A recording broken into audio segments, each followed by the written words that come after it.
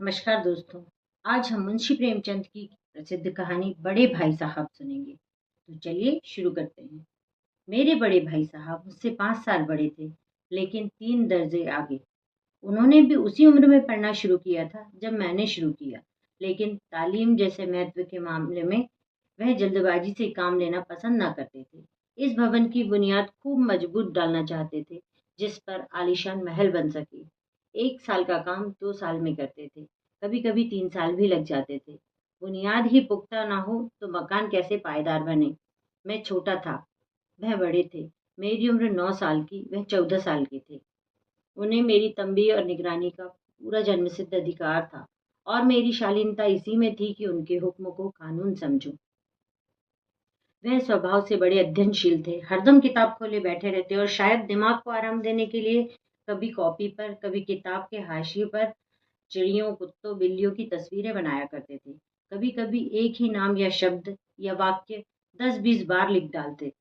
कभी एक शेर को बार बार सुंदर अक्षर से नकल करते। कभी ऐसी शब्द रचना करती जिसमें ना कोई अर्थ होता, ना कोई सामंजस्य। मसलन एक बार उनकी कॉपी पर मैंने यह इबारत देखी: स्पेशल अमीना, भाइयों भाइयों, दरअसल भाई भाई, राधे श्याम, श्रीयुत राधे श्याम, 1 घंटे तक। 1 घंटे तक। इसके बाद एक आदमी का चेहरा बना हुआ था। मैंने चेष्टा की कि इस पहेली का कोई अर्थ निकालूं, लेकिन असफल रहा और उनसे पूछने का साहस न हुआ।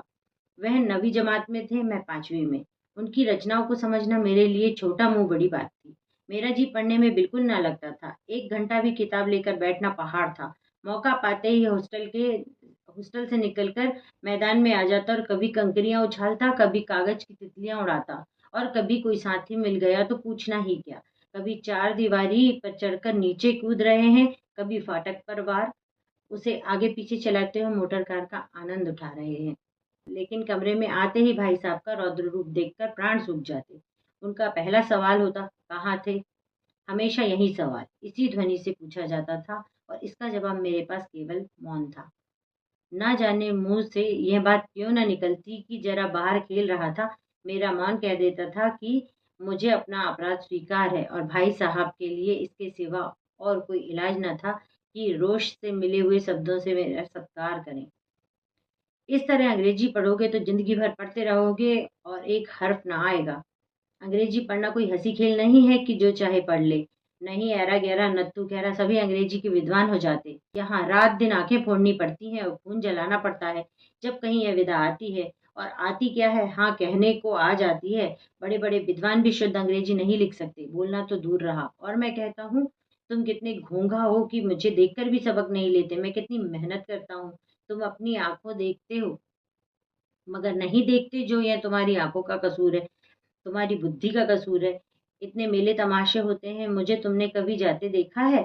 रोज ही क्रिकेट और हॉकी मैच देखते हो। मैं पास नहीं फटकता, हमेशा पढ़ता रहता हूँ। उस पर भी एक एक दर्जे में 2-2, 3-3 साल पढ़ा रहता हूँ। फिर तुम कैसे आशा करते हो कि तुम यो खेल कूद में वक्त गवाकर पास हो जाओगे? मुझे तो 2 ही 3 साल लगते हैं, तुम उम्र भर इसी दर्जे में पड़े सड़ते रहोगे। अगर तुम्हें इस तरह उम्र गंवानी है तो बेहतर है घर चले जाओ और मजे से गुल्ली डंडा खेलो। दादा की गाड़ी कमाई के रुपए क्यों बर्बाद करते हो? मैं ये लताड़ सुनकर आंसू बहाने लगता। जवाब ही क्या था? अपराध तो मैंने किया, लताड़ कौन सा है? भाई साहब उपदेश की कला में निपुण थे। ऐसी ऐसी लगती बातें कहते, ऐसे ऐसे सूखती बाण चलाते कि मेरे जिगर के टुकड़े टुकड़े हो जाते और हिम्मत छूट जाती। इस तरह जान तोड़कर मेहनत करने की शक्ति मैं अपने में ना पाता था, और उस निराशा में जरा देर के लिए मैं सोचने लगता, क्यों ना घर चला जाऊं। जो काम मेरे बूते के बाहर है, उसमें हाथ डालकर क्यों अपनी जिंदगी खराब करूं। मुझे अपना मूर्ख रहना मंजूर था, लेकिन उतनी मेहनत से मुझे तो चक्कर आ जाता था। लेकिन घंटे 2 घंटे बाद निराशा के बादल फट जाते और मैं इरादा करता कि आगे से खूब जी लगाकर पढ़ूंगा। झटपट एक टाइम टेबल बना डालता। बिना पहले से नक्शा बनाए, बिना कोई स्कीम तैयार किए काम कैसे शुरू करूं। टाइम टेबल में खेल कूद की मत बिल्कुल उड़ जाती। प्रातःकाल उठना, 6 बजे मुंह हाथ धो नाश्ता कर पढ़ने बैठ जाना। 6 से 8 तक अंग्रेजी, 8 से 9 तक हिसाब, 9 से 9:30 तक इतिहास, फिर भोजन और स्कूल। 3:30 बजे स्कूल से वापस होकर आधा घंटा आराम, 4 से 5 तक भूगोल, 5 से 6 तक ग्रामर, आधा घंटा हॉस्टल के सामने टहलना, 6:30 से 7 तक अंग्रेजी कंपोजिशन, फिर भोजन करके 8 से 9 तक अनुवाद, 9 से 10 तक हिंदी, 10 से 11 तक विविध विषय, फिर विश्राम। मगर टाइम टेबल बना लेना एक बात है, उस पर अमल करना दूसरी बात। पहले ही दिन से उसकी अवहेलना शुरू हो जाती। मैदान की वह सुखद हरियाली, हवा के वह हल्के-हल्के झोंके, फुटबॉल की उछल-कूद, कबड्डी के वह दांव-घात वाली बाल की वह तेजी और फुर्ती, मुझे अज्ञात और अनिवार्य रूप से खींच ले जाती। और वहां जाते ही मैं सब कुछ भूल जाता। यह जानलेवा टाइम टेबल, यह आंख फोड़ पुस्तकें किसी की याद ना रहती। और फिर भाई साहब की नसीहत और फजीहत का अवसर मिल जाता। और फिर भाई साहब को नसीहत और फजीहत का अवसर मिल जाता। मैं उनके साये से भागता, उनकी आंखों से दूर रहने की चेष्टा करता। कमरे में इस तरह दबे पांव आता कि उन्हें खबर ना हो। उनकी नजर मेरी ओर उठी और मेरे प्राण निकले। हमेशा सिर पर नंगी तलवार सी लटकती मालूम होती। फिर भी जैसे मौत और विपत्ति के बीच में भी आदमी मोह और माया के बंधन में जकड़ा रहता है, मैं फटकार और घुड़कियां खाकर भी खेल कूद का तिरस्कार न कर सकता। सालाना इम्तिहान हुआ, भाई साहब फेल हो गए, मैं पास हो गया और दर्जे में प्रथम आया। मेरे और उनके बीच केवल 2 साल का अंतर रह गया। जी में आया भाई साहब को आड़े हाथों लूं। आपकी यह घोर तपस्या कहाँ गई? मुझे देखे मजे से खेलता भी रहा और दर्जे में अव्वल भी हूँ। लेकिन वह इतने दुखी और उदास थे कि मुझे उनसे दिली हमदर्दी हुई और उनके घाव पर नमक छिड़कने का विचार भी लज्जास्पद जान पड़ा। हाँ, अब मुझे अपने ऊपर कुछ अभिमान हुआ और आत्म स्वाभिमान बढ़ा। हाँ, अब मुझे अपने ऊपर कुछ अभिमान हुआ और आत्माभिमान भी बढ़ा। भाई साहब का बहरोग मुझ पर ना रहा। आज़ादी से खेल कूद में शरीक होने लगा। दिल मजबूत था, मगर उन्होंने फिर मेरी फजीहत की तो साफ कह दूंगा, आपने अपना खून जलाकर कौन सा तीर मार लिया? मैं तो खेलते कूदते दर्जे में अव्वल आ गया। जवाब से यह हेकड़ी जताने का साहस ना होने पर भी मेरे रंग ढंग से साफ जाहिर होता था कि भाई साहब का वह आतंक अब मुझ पर नहीं है। भाई साहब ने इसे भांप लिया। उनकी ससहमत बुद्धि बड़ी तीव्र थी। और एक दिन जब मैं का सारा समय गुल्ली डंडे की भेंट करके ठीक भोजन के समय लौटा, तो भाई साहब ने मानो तलवार खींच ली और मुझ पर टूट पड़े। देखता हूँ इस साल पास हो गए और दर्जे में अव्वल आ गए हो, तो तुम्हें दिमाग हो गया है। मगर भाईजान, घमंड तो बड़े बड़े का नहीं रहा। तुम्हारी क्या हस्ती है? इतिहास में रावण का हाल तो पढ़ा ही होगा। उसके चरित्र से तुमने कौन सा उपदेश लिया, या यूं ही पढ़ गए? महज इम्तिहान पास कर लेना कोई चीज नहीं है। असल चीज है बुद्धि का विकास। जो कुछ पढ़ो उसका अभिप्राय समझो। रावण भूमंडल का स्वामी था। ऐसे राजाओं को चक्रवर्ती कहते हैं। आजकल अंग्रेजी में के राज्य का विस्तार बहुत बड़ा हुआ है, पर इन्हें चक्रवर्ती नहीं कह सकते। संसार में अनेकों राष्ट्र अंग्रेजों का आधिपत्य स्वीकार नहीं करते, बिल्कुल स्वाधीन है। रावण चक्रवर्ती राजा था। संसार के सभी महीप उसे कर देते थे। बड़े बड़े देवता उसकी गुलामी करते थे। आग और पानी के देवता भी उसके दास थे। मगर उसका अंत क्या हुआ? घमंड ने उसका नाम निशान तक मिटा दिया। कोई उसे एक चुल्लू पानी देने वाला भी ना बचा। आदमी जो कुकर्म चाहे करे, पर अभिमान ना करे, इतराए नहीं। अभिमान किया तो दीन दुनिया से गया। शैतान का हाल भी पड़ा होगा। उसे यह मालूम हुआ कि ईश्वर का उससे बढ़कर सच्चा भक्त कोई है ही नहीं। अंत में यह हुआ कि स्वर्ग से नरक में धकेल दिया गया। शाहिरूम ने भी एक बार अहंकार किया, भीख मांग मांग कर मर गया। तुमने तो अभी केवल एक दर्जा पास किया है और अभी से तुम्हारा सिर फिर गया। तब तो तुम आगे बढ़ चुके। यह समझ लो कि तुम अपनी मेहनत से पास नहीं हुए हो। अंधे के हाथ बटेर लग गई, मगर बटेर केवल एक बार हाथ लग सकती है, बार बार नहीं। कभी कभी गुल्ली डंडे से भी अंधा चोट निशाना पड़ जाता है। इससे कोई सफल खिलाड़ी नहीं हो जाता। सफल खिलाड़ी वह है जिसका कोई निशाना खाली ना जाए। मेरे फेल होने पर न जाओ। मेरे दर्जे में आ जाओगे तो दांतों पसीना आएगा। जब अलजबरा और ज्योमेट्री के लोहे के चने चबाने पड़ेंगे तो इंग्लिस्तान का इतिहास पढ़ना पड़ेगा। बादशाहों के नाम याद रखना आसान नहीं। 8-8 हेनरी की गुजरे हैं। कौन सा कांड किस हेनरी के समय हुआ, क्या ये याद कर लेना आसान समझते हो? हेनरी 7वें की जगह हेनरी 8वां लिखा और सब नंबर गायब, सफा चट। सिर्फ भी न मिलेगा। वो किस ख्याल में? दर्जनों तो जेम्स हुए हैं, दर्जनों विलियम, कोड़ियों चार्ल्स। दिमाग चक्कर खाने लगता है, आंधी रोग हो जाता है। इन अभागों को नाम भी न जुड़ते थे। एक ही नाम के पीछे दो यम थे, यम चहारम पंचम लगाते चले गए। मुझसे पूछते तो 10 लाख नाम बता देता, और ज्योमेट्री तो बस खुदा की पनाह। अ ब ज की जगह अजब लिख दिया तो सारे नंबर कट गए। कोई निर्दयी मुमतहिनों से नहीं पूछता कि आखिर अबज और अजब में क्या फर्क है, और व्यर्थ की बात के लिए क्यों छात्रों का खून करते हो। दाल भात रोटी खाई या भात दाल रोटी खाई, इसमें क्या रखा है। मगर इन परीक्षकों को क्या परवाह, वह तो वही देखते जो पुस्तक में लिखा है। चाहते हैं कि लड़के अक्षर अक्षर रट डालें, और इसी रटंत का नाम शिक्षा रख छोड़ा है। आखिर इन बेसिर पैर की बातों को पढ़ने से क्या फायदा। इस रेखा पर वह लंब गिरा दो तो आधार लंब से दुगना होगा। पूछिए इससे प्रयोजन, दुगना नहीं चौगुना हो जाए या आधा ही रहे, मेरी बला से। लेकिन परीक्षा में पास होना है तो यह सब खुराफात याद करनी पड़ेगी। कह दिया समय की पाबंदी पर निबंध लिखो जो 4 पन्नों से कम ना हो। अब आप कॉपी सामने खोलें, कलम हाथ में लिए उनके नाम को रोइए। कौन नहीं जानता कि समय की पाबंदी बहुत अच्छी बात है। इसमें आदमी के जीवन में संयम आ जाता है, दूसरों का उस पर स्नेह होने लगता है, और उससे कारोबार में उन्नति होती है। जरा सी बात पर 4 4 पन्ने कैसे लिखें। जो बात एक वाक्य में कही जा सके उसे 4 पन्ने में लिखने की क्या जरूरत है। मैं तो इसे हिमाकत समझता हूँ। यह तो समय की किफायत नहीं बल्कि दुरुपयोग है कि व्यर्थ में किसी बात को ठूस दिया। हम चाहते हैं आदमी को जो कुछ करना है चटपट कह दे और अपनी राह ले, मगर नहीं, आपको 4 पन्ने रंगने पड़ेंगे, चाहे जैसे लिखिए, और पन्ने भी पूरे फुल स्केप आकार के। यह छात्रों पर अत्याचार नहीं तो और क्या है। अनर्थ तो यह है कि कहा जाता है संक्षेप में लिखो। समय की पाबंदी पर संक्षेप में एक निबंध लिखो जो 4 पन्नों से कम ना हो। ठीक, संक्षेप में 4 पन्ने हुए नहीं, शायद 100 200 पन्ने लिखवाते। तेज भी दौड़ी और धीरे भी है, उल्टी बात या नहीं। बालक भी इतनी सी बात समझ सकता है, लेकिन इन अध्यापकों को इतनी तमीज भी नहीं। उस पर दावा है कि हम अध्यापक हैं। मेरे दर्जे में आओगे लाला तो सारे पापड़ बेलने पड़ेंगे, और जब तब आटे दाल का भाव मालूम होगा। इस दर्जे में अव्वल आ गए हो तो जमीन पर पाँव नहीं रखती। इसलिए मेरा कहना मानिए, लाख फेल हो गया हूँ लेकिन तुमसे बड़ा हूँ। संसार का मुझे तुमसे ज्यादा अनुभव है। जो कुछ कहता हूँ उसे गिरह बांधिए, नहीं पछताओगे। स्कूल का समय निकट था। नहीं ईश्वर जाने यह उपदेश माला कब समाप्त होती। भोजन आज मुझे निस्वाद सा लग रहा था। जब पास होने पर यह तिरस्कार हो रहा है तो फेल हो जाने पर तो शायद प्राण ही ले लिए जाएं। भाई साहब ने अपने दर्जे की पढ़ाई का जो भयंकर चित्र खींचा था उसने मुझे भयभीत कर दिया। कैसे स्कूल छोड़कर घर नहीं भागा, यही ताज्जुब है। लेकिन इतने तिरस्कार पर भी पुस्तकों में मेरी अरुचि ज्यों की त्यों बनी रही।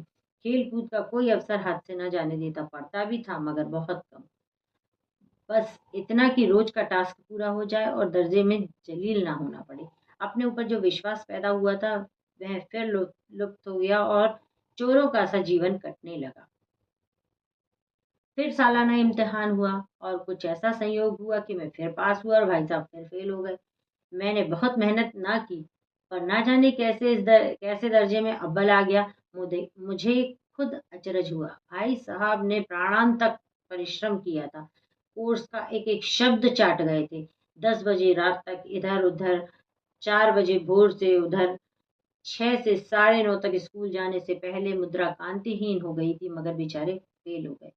मुझे उन पर दया आती थी। नतीजा सुनाया गया तो वे रो पड़े और मैं भी रोने लगा। अपने पास होने वाली खुशी आधी हो गई। मैं भी फेल हो गया होता तो भाई साहब को इतना दुख ना होता, लेकिन विधि की बात कौन टाले। मेरे और भाई साहब के बीच में अब केवल एक दर्जे का अंतर रह गया। मेरे इस मेरे मन में एक कुटिल भावना उदय हुई कि कहीं भाई साहब एक साल और फेल हो जाएं तो मैं उनके बराबर हो जाऊं। फिर वह किस आधार पर मेरी फजीयत कर सकेंगे। लेकिन मैंने इस कमीने विचार को दिल से बलपूर्वक निकाल डाला। आखिर वह मुझे मेरे हित के विचार से ही तो डांटते हैं। मुझे उस वक्त अप्रिय लगता था अवश्य, मगर यह शायद उनके उपदेशों का ही असर था हो कि मैं दनादन पास हो जाता हूँ और इतने अच्छे नंबरों से। अब की भाई साहब कुछ कुछ नर्म पड़ गए थे। कई बार मुझे डांटने का अवसर पाकर भी उन्होंने धीरज से काम लिया। शायद अब वह खुद समझने लगे कि मुझे डांटने का अधिकार उन्हें नहीं रहा, या रहा तो बहुत कम। मेरी स्वच्छंदता भी बढ़ी। मैं उनकी सहिष्णुता का अनुचित लाभ उठाने लगा। मुझे कुछ ऐसी धारणा हुई कि मैं तो पास हो ही जाता हूँ, पढ़ूँ या ना पढ़ूँ मेरी तकदीर बलवान है, इसलिए भाई साहब के डर से जो थोड़ा किया करता था वह भी बंद हुआ। मुझे कनकौए उड़ाने का बहुत नया शौक पैदा हो गया और अब सारा समय पतंगबाजी की ही भेंट होता था। फिर भी मैं भाई साहब का अदब करता था और उनकी नज़र बचाकर कनकौए उड़ाता था। मांझा देना, कन्ने बांधना, पतंग टूर्नामेंट की तैयारी आदि समस्याएं अब गुप्त रूप से हल की जाती थी। भाई साहब को यह संदेह न करने देना चाहता था कि उनका सम्मान और लिहाज मेरी नज़रों में कम हो गया है। एक दिन संध्या समय हॉस्टल से दूर मैं एक कनकौआ लूटने बेतहाशा दौड़ा जा रहा था। आंखें आसमान की ओर थीं और मन उस आकाशगामी पथिक की ओर जो मंद गति से झूमता पतन की ओर चला जा रहा था, मानो कोई आत्मा स्वर्ग से निकलकर विरक्त मन से नए संस्कार ग्रहण करने जा रही हो। बालकों की एक पूरी सेना लग्गे और झरदार बांस लिए उनका स्वागत करने को दौड़ी आ रही थी। किसी को अपने आगे पीछे की खबर ना थी। सभी मानो उस पतंग के साथ ही आकाश में उड़ रहे थे, जहाँ सब कुछ समतल है।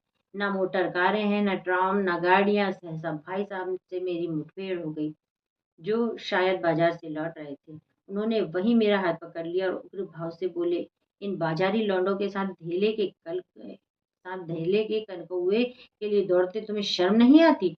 तुम्हें इनका भी कुछ लिहाज नहीं है कि अब नीची जमात में नहीं हो, बल्कि 8वीं जमात में आ गए हो, मुझसे केवल एक दर्जा नीचे हो। आखिर आदमी को कुछ तो अपनी पोजीशन का ख्याल रखना चाहिए। एक जमाना था कि लोग 8 दर्जा पास करके नायब तहसीलदार हो जाते थे। मैं कितने ही मेडलचियों को जानता हूँ जो आज अव्वल दर्जे से डिप्टी मजिस्ट्रेट और सुपरिटेंडेंट हैं। कितने ही 8वीं जमात वाले लीडर और समाचार पत्रों के संपादक हैं। बड़े बड़े विद्वान उनकी तहती में काम करते हैं और तुम उसी 8वीं दर्जे में आकर बाजारी लौंडों के साथ कनकौए के लिए दौड़ रहे हो। मुझे तुम्हारी इस कम अकली पर दुख होता है। तुम ज़हीन हो, तुम इसमें शक नहीं, लेकिन वह जहन किस काम का जो हमारे आत्मगौरव की हत्या कर डाले। तुम अपने दिल में समझते हो कि मैं भाई साहब से महज एक दर्जा नीचे हूँ और अब उन्हें मुझको कुछ कहने का हक नहीं है, लेकिन ये तुम्हारी गलती है। मैं तुमसे 5 साल बड़ा हूँ और चाहे आज तुम मेरी जमात में आ जाओ और परीक्षकों का यही हाल है तो निस्संदेह अगले साल तुम मेरे समकक्ष हो जाओगे और शायद 1 साल बाद तुम मुझसे आगे निकल जाओगे। लेकिन मुझ में और जो 5 साल का अंतर है उसे तुम क्या खुदा भी नहीं मिटा सकता। मैं तुमसे 5 साल बड़ा हूँ और हमेशा रहूंगा। मुझे दुनिया का और जिंदगी का जो तजर्बा है तुम उसकी बराबरी नहीं कर सकते, चाहे तुम एमए डीफिल और डीलिट ही क्यों ना हो जाओ। समझ किताबें पढ़ने से नहीं आती। हमारी अम्मा ने कोई दर्जा पास नहीं किया और दादा भी शायद 5वीं जमात के आगे नहीं गए, लेकिन हम दोनों चाहे सारी दुनिया की विधा पढ़ लें, अम्मा और दादा को हमें समझाने और सुधारने का अधिकार हमेशा रहेगा। केवल इसलिए नहीं कि वे हमारे जन्मदाता हैं, बल्कि इसलिए कि उन्हें दुनिया का हमसे ज़्यादा तजर्बा है और रहेगा। अमेरिका में किस तरह की राज्य व्यवस्था है और 8वें हेनरी ने कितने विवाह किए और आकाश में कितने नक्षत्र हैं, यह बातें चाहे उन्हें ना मालूम हो, लेकिन हजारों ऐसी बातें मालूम है जिनका ज्ञान उन्हें हमसे और तुमसे ज़्यादा है। देव न करे आज मैं बीमार हो जाऊं तो तुम्हारे हाथ पांव फूल जाएंगे। दादा को तार देने के सिवा तुम्हें और कुछ ना सूझेगा, लेकिन तुम्हारी जगह पर दादा हो तो किसी को तार ना देना, घबराए ना, बदहवास हो, पहले खुद मरज पहचान कर इलाज करेंगे। उसमें सफल ना हुए तो किसी डॉक्टर को बुलाएंगे। बीमारी की तो खैर बड़ी चीज है। हम तुम तो इतना भी नहीं जानते कि महीने भर कैसे चले। जो कुछ दादा भेजते हैं उसे हम 20-22 कर खर्च कर डालते हैं और पैसे पैसे का मोहताज हो जाते हैं। नाश्ता बंद हो जाता है, धोबी और नाई से मुंह चुराने लगते हैं। लेकिन जितना आज हम और तुम खर्च कर रहे हैं उसके आधे में दादा ने अपनी उम्र का बड़ा भाग इज्जत और नेकनामी के साथ निभाया है और एक कुटुंब का पालन किया है जिसमें सब मिलाकर 9 आदमी थे। अपने हेडमास्टर साहबी को देख लो, और यहाँ के एमए नहीं, ऑक्सफोर्ड के। 1000 रुपये पाते हैं, लेकिन उनके घर इंतजाम कौन करता है? उनकी बूढ़ी माँ। हेडमास्टर साहब की डिग्री यहाँ बेकार हो गई। पहले खुद घर का इंतजाम करते थे, खर्च पूरा ना पड़ता था, कर्जदार रहते थे। जब से उनकी माताजी ने प्रबंध अपने हाथ में लिया है, जैसे घर में लक्ष्मी आ गई है। तो भाईजान यह जरूर दिल से निकाल डालो कि तुम मेरे समीप आ गए हो और अब स्वतंत्र हो। मेरे देखते तुम बेराह नहीं चल पाओगे। अगर तुम यो ना मानोगे तो मैं थप्पड़ दिखाकर उन्होंने कहा, इसका प्रयोग भी कर सकता हूँ। मैं जानता हूँ तुम्हें मेरी बातें जहर लग रही हैं। नई युक्ति से नतमस्तक हो गया। मुझे आज सचमुच अपनी लघुता का अनुभव हुआ और भाई साहब के प्रति मेरे तन में श्रद्धा उत्पन्न हुई। मैंने सजल आंखों से कहा, हरगिज नहीं, आप जो कुछ फरमा रहे हैं वह सब कुछ सच है और मैं आपको कहने का अधिकार है। भाई साहब ने मुझे गले लगा लिया और बाल कनकाएं उड़ाने को मना नहीं करता। मेरा जी भी ललचाता है, लेकिन क्या करूं, खुद बेराह चलूं तो तुम्हारी रक्षा कैसे करूं? यह कर्तव्य भी तो मेरे सर पर है। संयोग से उसी वक्त एक फटा हुआ कनकौआ हमारे ऊपर से गुजरा। उसकी डोर लटक रही थी। लड़कों का एक गोल पीछे पीछे दौड़ा चला आता था। भाई साहब लंबे हैं ही उछलकर उसकी डोर पकड़ ली और बेतहाशा होटल की तरफ दौड़े। मैं पीछे पीछे दौड़ रहा था। तो ये कहानी है मुंशी प्रेमचंद की। तो आपने सुनी कि बड़ा भाई किस तरह से अपने छोटे भाई को सही राह दिखा रहा है। भले ही वो सफल नहीं हो पा रहा है, लेकिन तब भी वह अपने छोटे भाई की सफलता के लिए किस तरह डटा हुआ है। इसी तरह की मार्मिक कहानियां मुंशी प्रेमचंद लिखते हैं, जो पढ़ने और सुनने में बहुत ही अच्छी लगती है। आपको ये कहानी कैसी लगी? अगर पसंद आई है तो लाइक और शेयर करें और चैनल पर पहली बार आए हैं तो सब्सक्राइब करें। मिलते हैं हम नेक्स्ट वीडियो।